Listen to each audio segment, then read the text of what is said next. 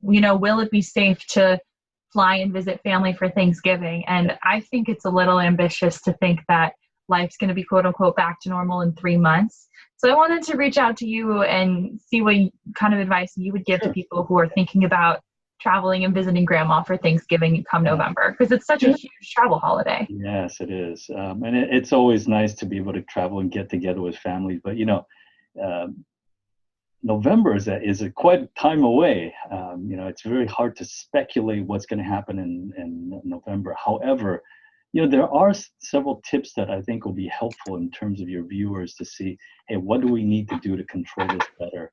And really, the whole idea is how do we minimize our risk? How do we make sure that we don't catch this thing when we're traveling?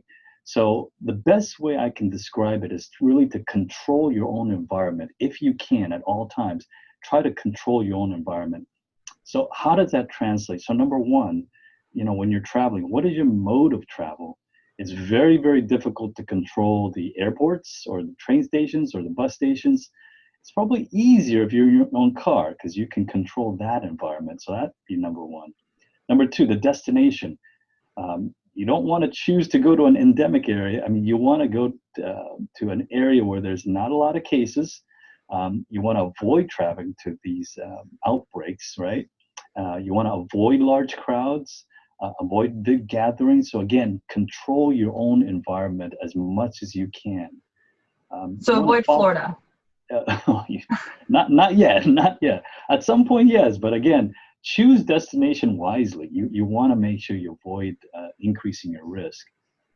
Follow sound science, right? Wear your mask. We know definitely that helps prevent and also catch it as well. Stay socially distanced and follow strict sanitation, hand hygiene guidelines. And lastly, I think if you can spend as much time outdoors as possible, that seems to have less likelihood of transmission as long as you're not outdoors in a crowd. As long as you spend as much time outdoors as you can, that also decreases the risk. It's more because if you're confined to a certain area, your risk increases. So outdoors really does help. So those are four things that you can take out of this. But the main thing is try to control your environment as much as you can on how you travel, where you travel, and what you do once you get there. Okay. This is all good information. So when thinking about traveling, does it really matter necessarily where you're flying to? If you're flying in a plane with people from all over the world and then you're going on a layover here and then a layover there, and those people are coming from a different airport and then you're all mixing and mingling? Yes, it's almost impossible to control that environment. It really is a UN of airports when people travel back and forth, and even within the United States, you don't know where people are coming and going. So airports can be a place where outbreaks occur. Okay. So thinking about some of these things, so let's say people say, you know what, I haven't seen my family in a really long time. I have to see them. I have to see grandma and stuff like that. Would it be better to pick an airline where maybe the middle seat is, some airlines are filling the middle seats, some aren't. Would it be better to do that? Well, I think, like I said, I think anything where you can control your environment. So if your environment allows for social distancing, then that would be okay. If your environment doesn't allow for that, then you definitely have an increased risk. What do you think about, some people think that the world will be back to normal by November and there will be a widely available commercial vaccine. I personally think I admire the optimism, but I don't think that that's going to happen. What do you make of it? Do you think those people are being ambitious? Yes, I think November is a very, very quick timeline. They're into the phase 3 trials. They've done the safety trials. So we're going to look at the effectiveness of the vaccine. So that's coming up. But even to think that it'll be ready and distributed, and that once you get vaccinated, you need a couple weeks for it to uptake so that you're protected. That is fairly ambitious, and especially in the flu season. I would be. I'm a little hesitant to say, but I don't. I think the chances are very low that will happen. But I can tell you that we will have our flu vaccine ready in about 2, 3 weeks. So you can get that first. That's coming out. So definitely, if you're listening, make sure you go get your flu vaccine. These flights are definitely selling out, which means people are definitely counting on being able to go. Right, right. What do you make of that?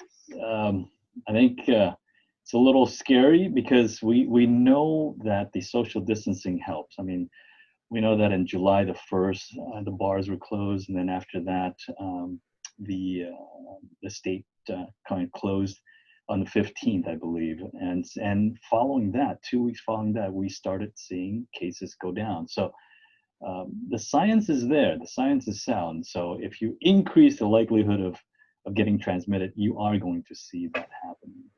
So we probably will anticipate cases.